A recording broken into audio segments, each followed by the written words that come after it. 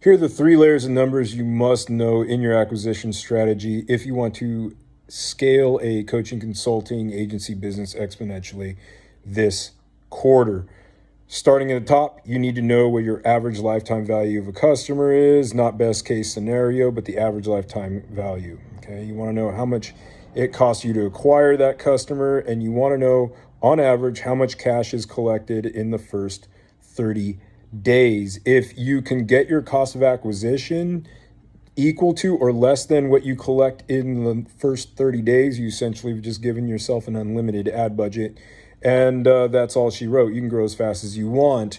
If it's a little bit more complicated sale, maybe you're in SaaS or something like this, and you're looking at, okay, here's my average lifetime value, then you can afford to spend about 33% or a third of that value to acquire the customer. Those are your high-level KPIs.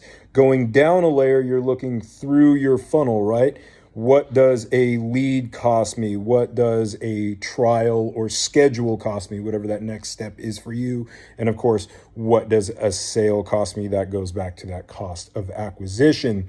You look through each one of those steps through your funnel and you see where the discrepancy is.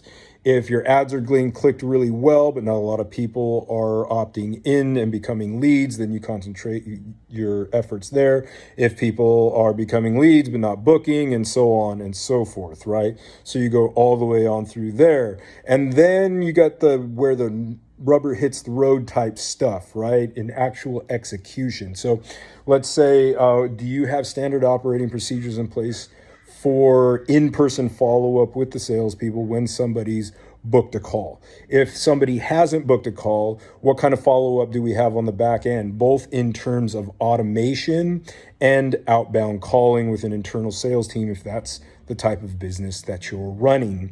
Do you have standard operating procedures in place for what those in-person follow-ups and through what media those are taking place? Are they getting a phone call? Are they getting a text message? Is that text message just text? Or are they sending a video like this, trying to make a personal kind of connection there?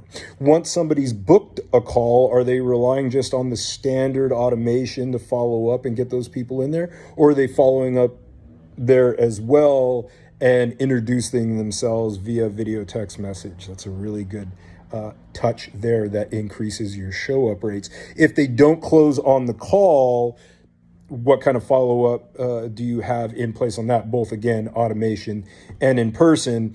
And is the experience on the call, the sales call or whatever it is, consistent with what you're offering them in the funnel? A lot of people in the funnel are saying, hey, schedule a free consultation, and then they get there and it's really just a sales pitch and they're not deriving any value that they were offered when they booked the call. You definitely need to work on that. And that's where scripting comes in, right?